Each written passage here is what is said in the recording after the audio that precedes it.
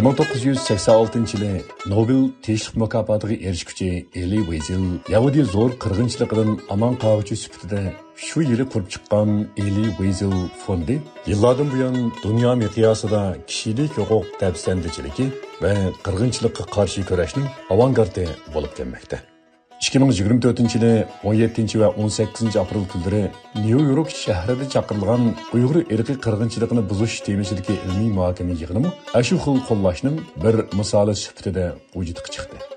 Mazkur fond jamiyatining hozirgi raisi Elisha Wiesel apandi 17 aprel kuni radiomizning maxsus ziyoratini qabul qilib, bu sohaga oid bir qism qarashlarni biz bilan o'rtoqlashdi.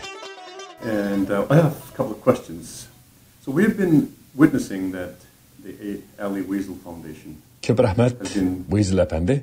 Alayda vaqt chiqarib ziyoratimizni qabul qilganligingizga minnatdormiz.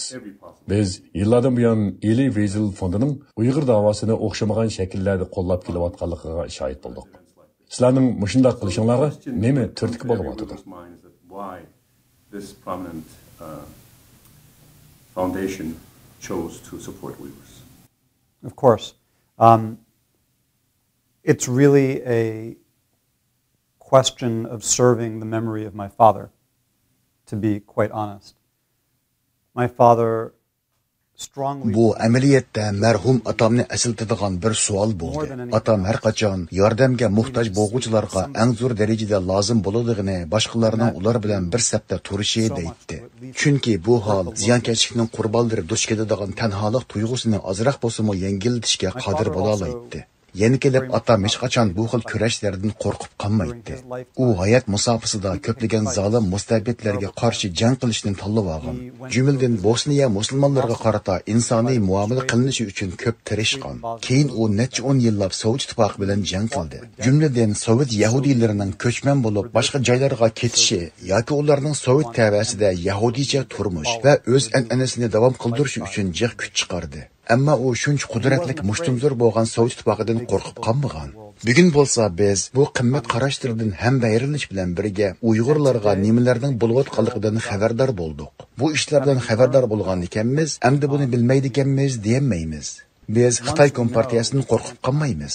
Chunki ularning qilayotganlari xato bo'lganligi uchun biz bu ishlarga qarab turolmaymiz.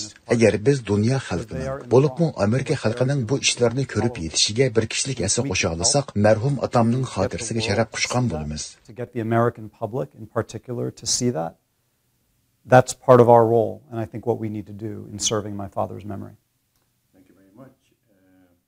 Ko'p rahmat. Xitoy hukumati sodir qilayotgan zulmlarni anglatish sohasida sizlarning tashkilotinglar qanday qiyinchiliklarga duch kelyapti? Bo'libmi, hozirgi Uyg'ur qirg'inchiligida bu ahvol qanday bo'lyapti? Chinese atrocities or Uyghur genocide to be exact. Do you have any challenges? I think there are two major challenges with our work on behalf of the Uyghurs. And they're hard challenges. Biz Uyg'urlar uchun ish qilish jarayonida asosliga ikki xil qiyinchilikqa duch kelyapmiz. Buning biri Xitoy hukumati uchurlarni qamal qilishda o'z xizmatini bakmo joyida davom qilyapti. Ular jazo lagerlari haqidagi suratlardan taqilib ketishini, Uyg'ur diyoridagi kishilarning chet ellardagi tuqqanlari bilan aloqada bo'lishini, jumladan rayon haqidagi har qanday xabarning tashqariga yetkazilishini qattiq ta'qib qilib kelyapti.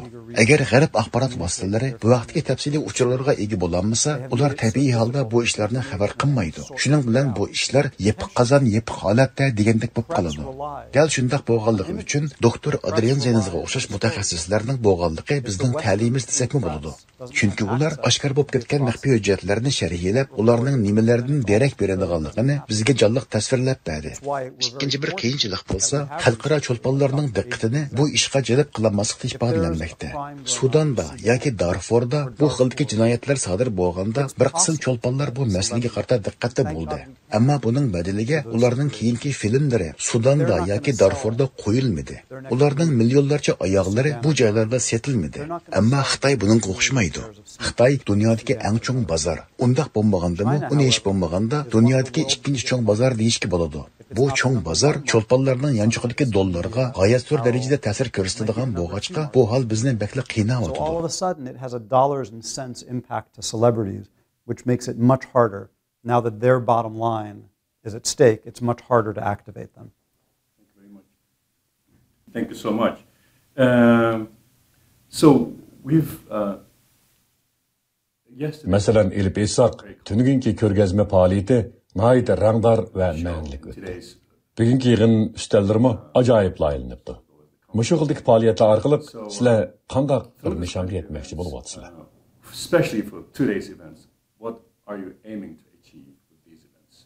It was very important to me that in addition to throwing a conference, to staging a conference, that we Men would üçün also ep aytganda explore ko'rgazmaga qo'shib mushundaq bir ilmiy muhokama yig'inini uyushtirish amaliyotda bu vaqtdagi uchurlarni tashqi dunyoga yo'llashning yangi bir yo'lini topganlikdir. Chunki bu vaqtdagi uchurlarni yo'llash hech qachon hozirgidek muhim bo'lib boqmagan. Yana kelib kishilarning diqqati hozir boshqa ishlarga burilib ketyotidi. Agar siz ularning diqqatini aqliy telefondan bir necha sekundga qochirib qo'ysangiz, ularni butunlay qo'ldan berib qo'ygan bo'lasiz. Hamda ular tezla keyingi mavzuga o'tib ketadi. Shunga tunugun kechqurunqi ko'rgazma mohiyatda butunlay yangicha shaklda Uyg'ur davosini tushuntirish bo'ldi. Shunga buning huddisidan chiqalaydigan bir san'atkorni tepish bekmi qiyinga tushgan edi. Ta'limimizga kirish so'yka bu ko'rgazmani bakmi qaltis loyilab chiqdi. Tunugun oqshomgi ko'rgazmaning maqsadi axborot vositalarining diqqatini qo'zg'ash bo'lgan bo'lsa, bu 2 kunlik ilmiy muhokama yig'ini orqali qanday qilganda kishilarning diqqatini qo'zg'ig'ili bo'ladi. Qanday qilganda bu ishlarni texmi yaxshi tashkilligida bo'ldi. Kim bilan ittifoq tuzgili bo'ladi. Oldi bilan qaysi ishni qilamiz?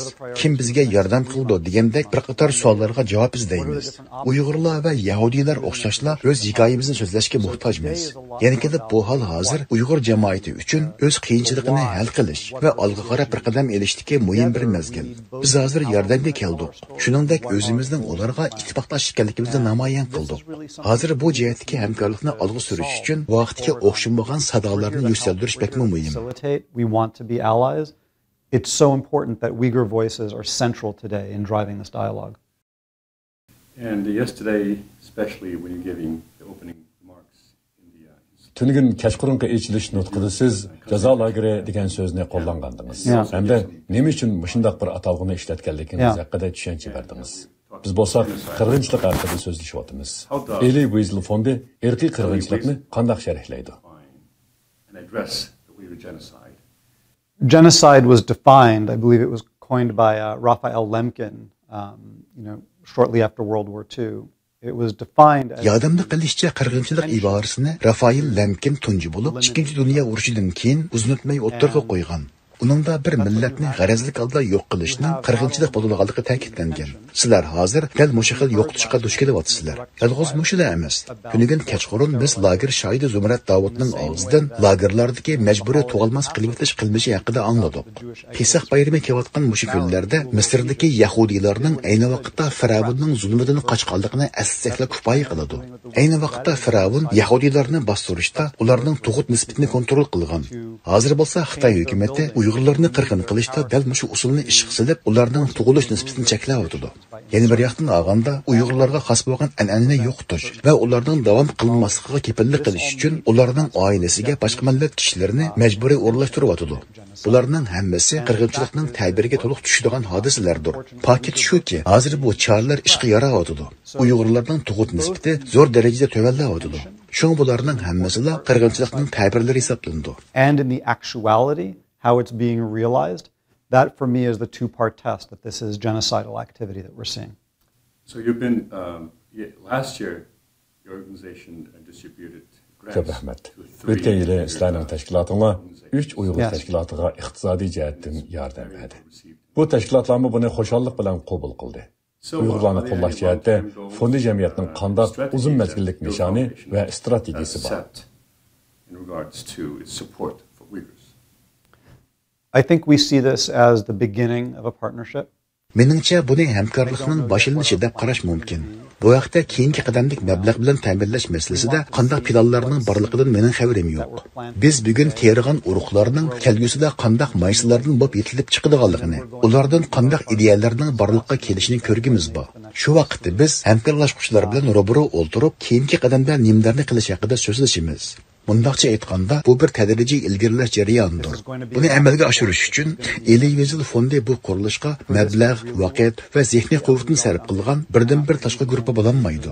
Buning uchun biz boshqa hamkorlashuvchilarni bu ishga jalb qilishimiz zarur. Bu bo'lsa keyingi yillarda biz qilmoqchi bo'layotgan muhim ishlardan biri hisoblanadi. And I think that that's a major thing for us to be thinking about over the next year. Chinese mass atrocities that started especially Axırda since irqiy qirg'inchilik haqida bir savol so'ralsam deyman. more 2017 yildan buyon xalqaro axborotda Uyg'ur irqiy qirg'inchiligi eng jalbkor xabarlardan bo'lib kelgan edi. Ammo hozir bu ishlar muhim xabarlardan bo'lmay qolyotidi.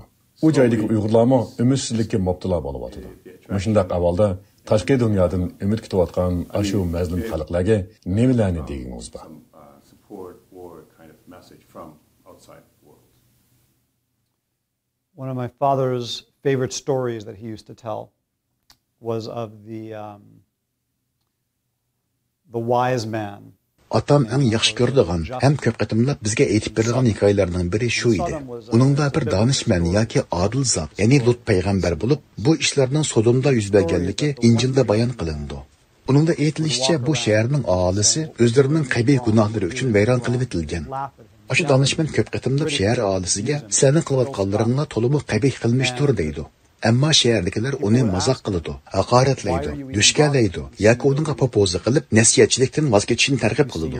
Shundaqla unga qarab, "Ko'midingmi? Bu shaharda sening gapingga quloq soladigan hech kim yo'q" deydi.